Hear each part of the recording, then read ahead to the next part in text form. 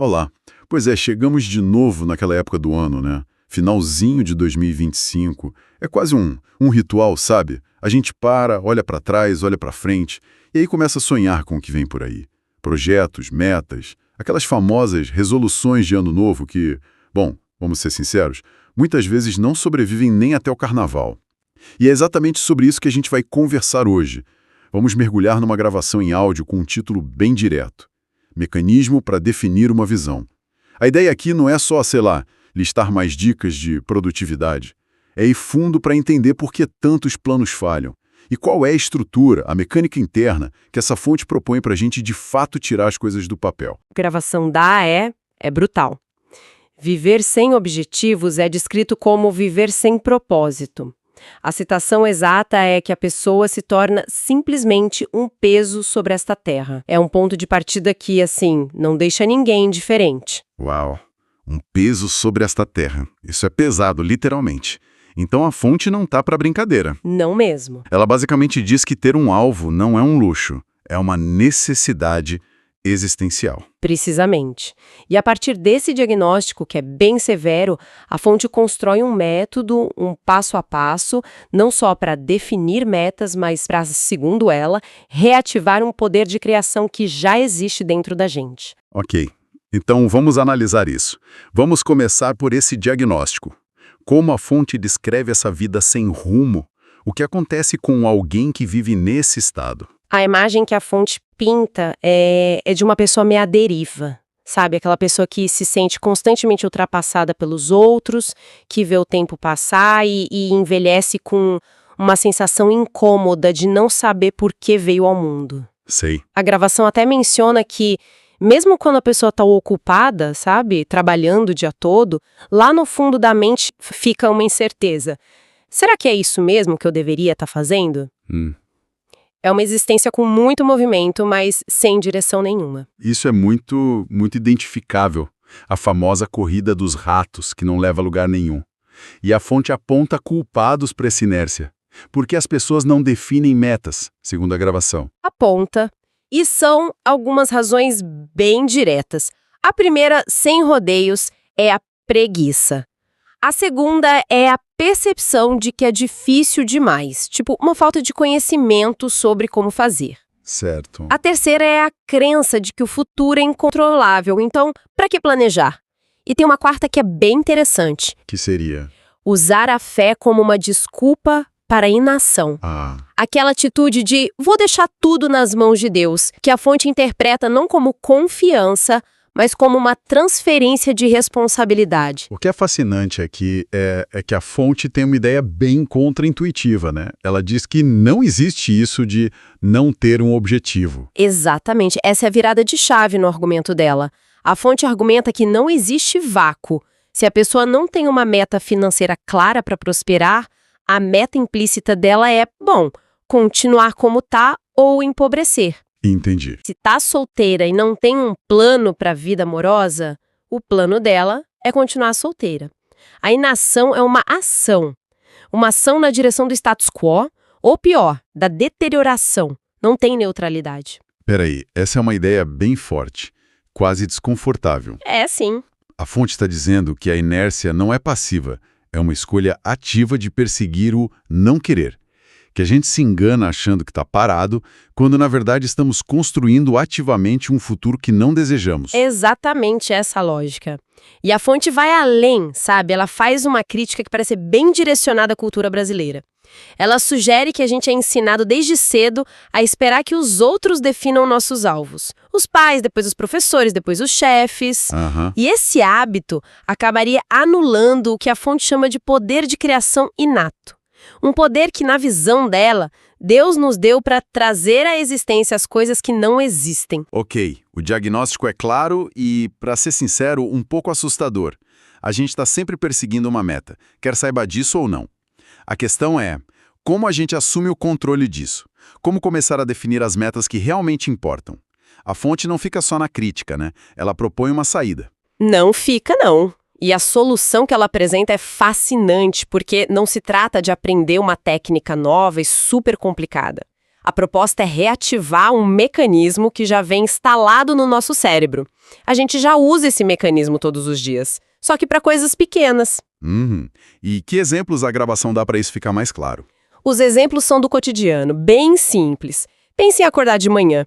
Você tem o objetivo de chegar no trabalho às 9. Certo. Seu cérebro imediatamente ativa o mecanismo. Calcula a hora de levantar, o tempo do banho, o café, o trânsito. Você visualiza o resultado, você na sua mesa às 9 e executa os passos. Entendi. Outro exemplo é cozinhar um simples arroz. Ninguém joga os ingredientes na panela de qualquer jeito, né? Não. Você primeiro tem a imagem do arroz pronto, soltinho, e então segue o processo para transformar essa imagem em realidade. Entendi. É um processo de, primeiro, ter uma imagem clara do resultado final e, segundo, executar os passos para chegar lá. A gente faz isso sem nem pensar para as pequenas coisas. Exato. O grande desafio, aponta a fonte, é aplicar esse mesmo processo para os objetivos grandes, aqueles que nos intimidam. Comprar uma casa, mudar de carreira, construir uma família. São coisas que, às vezes, nunca fizemos antes e que nos fazem duvidar. Certo. E é aí que a fonte introduz uma estrutura para tornar esses grandes objetivos tão concretos quanto o arroz na panela. E como funciona essa estrutura? Ela é baseada no que a fonte chama de 6 coisas que Deus nos deu, que funcionam como nossos sentidos para dar forma à visão. O primeiro, e mais óbvio, é visualizar. Mas não é só pensar, é enxergar com os olhos da fé, com detalhes. Certo, a imagem mental. E o segundo? O segundo é tocar. É sobre interagir fisicamente com o objetivo. A fonte até cita o exemplo bíblico de Abraão, a quem Deus teria mandado caminhar pela terra prometida. Para pisar nela, para sentir a terra. Ah, que interessante. Traduzindo para hoje, quer comprar uma casa específica? Vá até lá, toque nas paredes. Quer estudar numa universidade? Visite o campus, entre numa sala de aula. É para tirar o objetivo do plano abstrato. Isso faz todo sentido, torna a coisa mais real. E o terceiro? Terceiro é ouvir. A ideia é criar um ambiente sonoro que alimente a sua visão. Parar de ouvir pessoas pessimistas, notícias que desanimam e sintonizar em, sei lá, palestras, conversas com pessoas que te impulsionam naquela direção. Uma curadoria do que entra pelos ouvidos. Uma dieta de informações. Isso. Ok. Temos ver, tocar, ouvir. Quais são os outros? Agora vem os mais interessantes. O quarto é saborear. A fonte faz uma analogia com a publicidade de comida. Você vê a foto de um hambúrguer e sua boca saliva. A ideia é sentir o gosto da vitória, o sabor da conquista antes que ela aconteça. Imaginar a sensação de comemorar aquele objetivo alcançado. E o quinto deve ser o olfato, imagino. Exatamente. O quinto é cheirar. O exemplo clássico da fonte é o cheiro de carro novo. Se o seu objetivo é um carro, a sugestão é ir a uma concessionária e sentir aquele cheiro. O olfato é um sentido muito primitivo, muito ligado à memória. A ideia é ancorar seu objetivo a uma sensação física poderosa. Mas espere um pouco. Como isso funciona na prática para um objetivo que não tem um cheiro óbvio? Sei lá, conseguir uma promoção ou quitar uma dívida. A fonte dá alguma pista de como adaptar essa ideia? É uma ótima pergunta. A fonte não detalha isso, mas a lógica por trás é a da associação. Se o objetivo é uma promoção, qual seria o cheiro associado a ela? Talvez o cheiro do café de uma sala de reuniões, onde você se imagina liderando um projeto, ou o cheiro de um perfume novo que a pessoa usaria nessa nova fase. O ponto não é o cheiro em si, mas o ato de criar uma âncora sensorial que torne a visão mais vívida, mais visceral. Certeza de coisas que se esperam, a convicção de fatos que não se veem. É a cola que une todos os outros sentidos. Entendi. E, para reforçar esse ponto, a gravação cita uma frase atribuída a Einstein. A imaginação é mais poderosa que o conhecimento. A fé, aqui, é a capacidade de sustentar essa imagem sensorial na mente, contra todas as evidências contrárias do presente. É aqui que fica realmente interessante. A imaginação como uma ferramenta de construção da realidade. A fonte está essencialmente dizendo que é preciso construir o objetivo no mundo invisível dos sentidos antes que ele possa existir no mundo físico. Exatamente. E a metáfora que a gravação usa para isso é muito poderosa. Ela diz que se a pessoa consegue fechar os olhos e ver, tocar, ouvir, saborear e cheirar o objetivo como se ele já fosse real, ela está grávida dele. A gestação está acontecendo dentro dela. Grávida do objetivo. Isso. E se não consegue fazer isso, se a imagem é turva, fraca, então não é um objetivo, é só um sonho, algo passageiro que vai se dissipar. Que imagem! Isso separa uma vontade vaga de uma decisão visceral. Ok, a ideia de engravidar do objetivo é poderosa. Mas e o parto?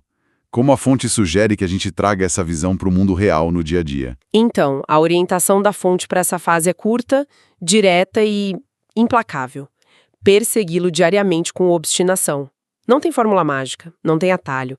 Depois de internalizar a visão com todos os sentidos, o trabalho é diário. E o que significa obstinação diária nesse contexto? É fazer algo grandioso todo dia? Em direção à meta todos os dias, mesmo que seja um avanço de só 1 centímetro. Só 1 centímetro. A ideia é que o objetivo precisa se tornar parte da rotina tão essencial quanto comer ou dormir.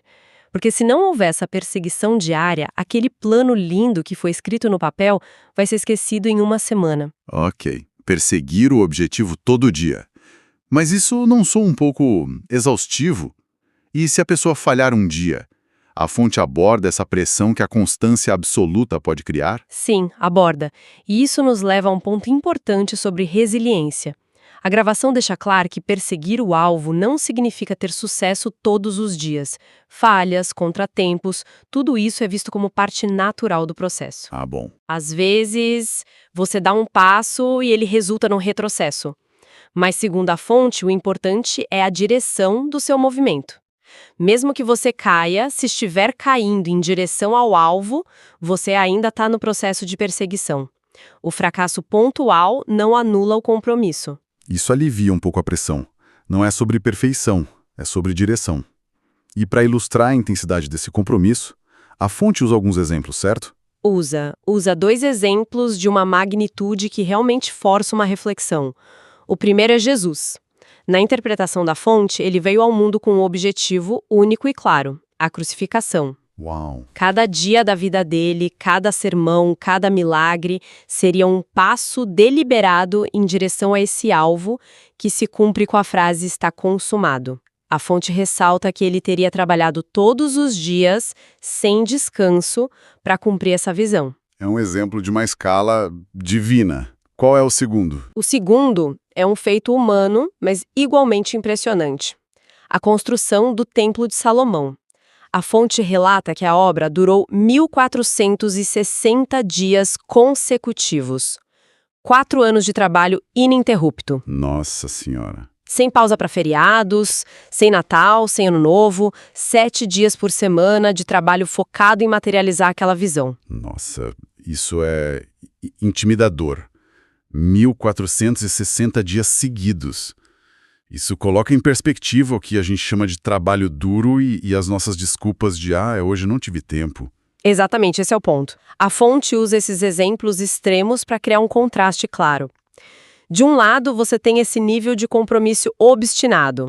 Do outro, o que ela chama de sonho de quem dorme, um desejo vago, sem ação, sem perseguição.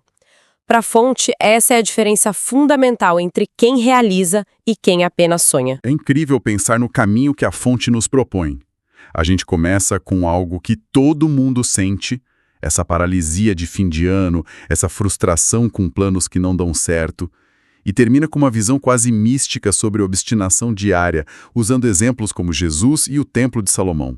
É um salto e tanto. É um salto e tanto. E o que eu acho mais notável na abordagem da fonte é como ela conecta a ambição, o desejo por coisas materiais ou por realizações de carreira, a esse mecanismo interno que é descrito como algo quase espiritual, um poder divino dentro de cada um. Pois é. Não é só sobre ser mais eficiente, é sobre usar uma capacidade inata de criar. E essa conexão com o espiritual se mantém até o fim da gravação, certo? Sim, é importante notar que, no final, a gravação amarra tudo isso a um propósito maior. Ela diz que, embora seja válido e importante perseguir esses objetivos terrenos, eles devem estar sob um objetivo principal, que seria a salvação e a manutenção da visão no céu. Então, na perspectiva da fonte, a realização pessoal e a espiritualidade não são coisas separadas, mas interligadas. Faz todo sentido dentro da lógica apresentada. A fonte dá um poder imenso à imaginação e aos sentidos para tornar um objetivo real na mente antes que ele exista no mundo. Essa ideia de gestar a visão é a que mais fica comigo. E isso nos deixa com uma reflexão interessante, né? Para além de simplesmente escrever uma lista de metas para o próximo ano, a provocação da fonte é muito mais sensorial. Então a pergunta que fica é: qual seria uma única ação tangível, usando um dos 5 sentidos, que alguém poderia tomar hoje para fazer com que uma meta futura pareça, de repente, muito mais real e presente agora?